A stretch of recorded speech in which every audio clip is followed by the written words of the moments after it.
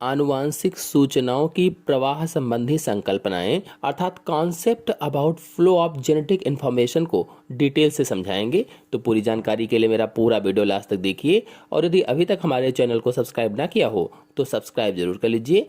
बता दें कि डीएनए में संचित सूचनाएं किस प्रकार से डीएनए से कोशिका द्रव्य तक पहुंचते हैं। जो डीएनए में सूचनाएं संचित रहती हैं, इकट्ठा रहती हैं, तो वो जो सूचनाएं होती हैं वो किस तरह से डीएनए से कोशिका द्रव्य तक जाती हैं। इस संबंध में हम 3 कॉन्सेप्ट आपको समझाएंगे, जिसमें से पहला है सूचनाओं का एक दिशिक प्रक्रम अथवा one way flow of information.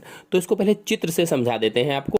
तो इसमें डीएनए से एक एरो खुद डीएनए पर मुड़ा हुआ है, मतलब डीएनए रेप्लिकेट होकर डीएनए बना रहा है, अर्थात डीएनए द्विगुणित होकर अपनी ही समान कॉपी, हूबहू प्रतिलिपियां किसकी, डीएनए की बना रहा है, जिसे रेप्लिकेशन कहा गया है।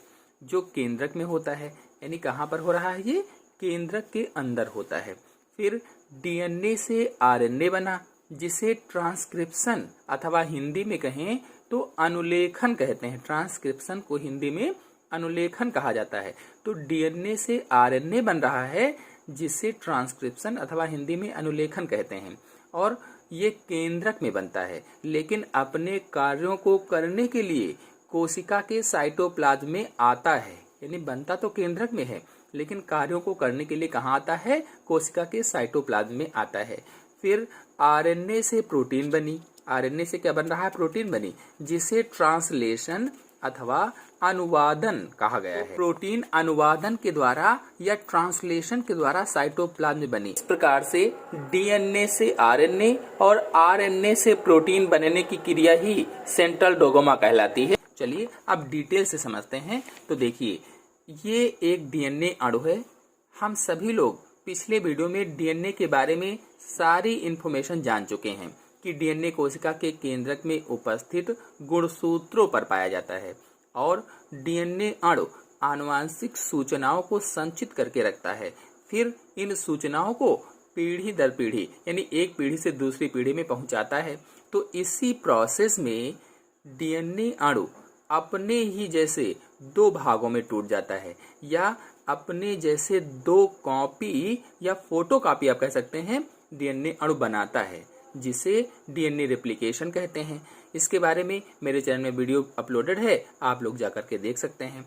तो डीएनए रेप्लिकेशन की पूरी प्रोसेस को हम लोग पिछले वीडियो में पढ़ चुके हैं। तो कुल मिलाकर के जब डीएनए से डीएनए बनता है, यानी डीएनए से डीएनए का निर्माण होता है, तो उसे ही रेप्लिकेशन बोला जाता है।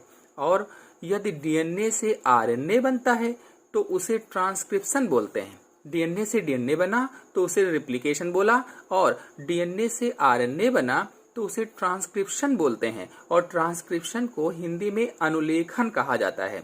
मैंने बताया था कि डीएनए डबल हेलिक्स होता है, जबकि आरएनए सिंगल स्टैंडर्ड होता है, डबल हेलिक्स नहीं होता है। और डीएनए से आरएनए का निर्माण होता है, तो इस प्रोसेस को ट्रांसक्रिप्शन बोला जाता है। अब यदि आरएनए से प्रोटीन बने तो उसे ट्रांसलेशन बोलते हैं। यानी अब यदि आरएनए से प्रोटीन बनती है तो उसे, उस क्रिया को क्या कहते हैं, ट्रांसलेशन कहा जाता है। और ट्रांसलेशन को हिंदी में अनुवादन कहते हैं। ट्रांसलेशन को हिंदी में क्या कहते हैं, अनुवादन। तो अब ये 3 मॉलिक्यूल हैं, रेप्लिकेशन, ट्रांसक्रिप्शन और ट्रांसलेशन, और इन तीनों का कन्वर्जन ही सेंट्रल डोगोमा कहलाता है। अथवा सीधी सी भाषा में कहें तो डीएनए से प्रोटीन बनना ही सेंट्रल डोगोमा कहलाता है।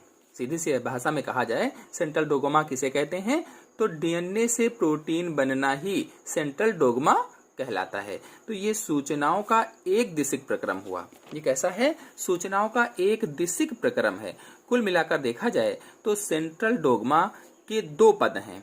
पहला अनुलेखन अथवा ट्रांसक्रिप्शन और दूसरा अनुवादन या ट्रांसलेशन। जैसा कि ये रिएक्शन लिखी हुई है, डीएनए और फिर ट्रांसक्रिप्शन या इसका अनुलेखन हुआ किसमें, एमआरएनए में, और फिर अनुवादन या ट्रांसलेशन हुआ पॉलीपेप्टाइड श्रृंखला यानी कि प्रोटीन्स में। तो ये हुआ पहला कॉन्सेप्ट, सूचनाओं का एक दिशिक प्रवाह या one way flow of information. चलिए दूसरे पर आते हैं। अब यदि सर्कुलर फ्लो की बात की जाए तो डीएनए से विभिन्न प्रकार के आरएनए का ट्रांसक्रिप्शन होता है। अगर सर्कुलर फ्लो की बात करें तो डीएनए से विभिन्न प्रकार के आरएनए का ट्रांसक्रिप्शन होता है अथवा अनुलेखन होता है। अब ये विभिन्न प्रकार के आरएनए में कौन कौन से, जैसे एमआरएनए, टीआरएनए यानी मैसेंजर आरएनए और ट्रांसफर आरएनए आदि होते हैं। यदि आरएनए और इनके प्रकारों, इनकी संरचना के बारे में आप लोग नहीं देखे हैं वीडियो, तो मैंने पिछले वीडियो में उसे डिटेल से समझाया है, आप लोग चैनल पर जाकर के देख सकते हैं। जो आरएनए होता है ये प्रोटीन के रूप में इन सूचनाओं का अनुवाद करता है। आरएनए जो है ये प्रोटीन के रूप में इन सूचनाओं को अनुवाद करता है।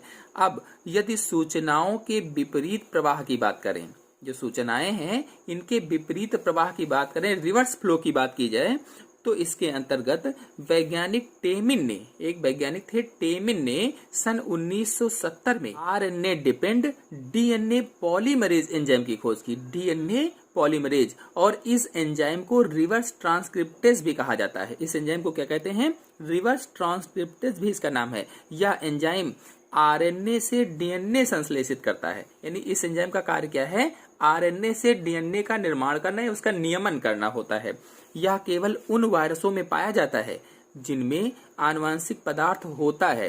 तो देखिए, अब आरएनए से डीएनए बनने लगा तो इसे रिवर्स प्रोसेस हुई। यानी कौन सी प्रोसेस हुई? रिवर्स प्रोसेस हुई। इसीलिए इसे रिवर्स ट्रांसक्रिप्शन अथवा रिवर्स अनुलेखन कहते हैं।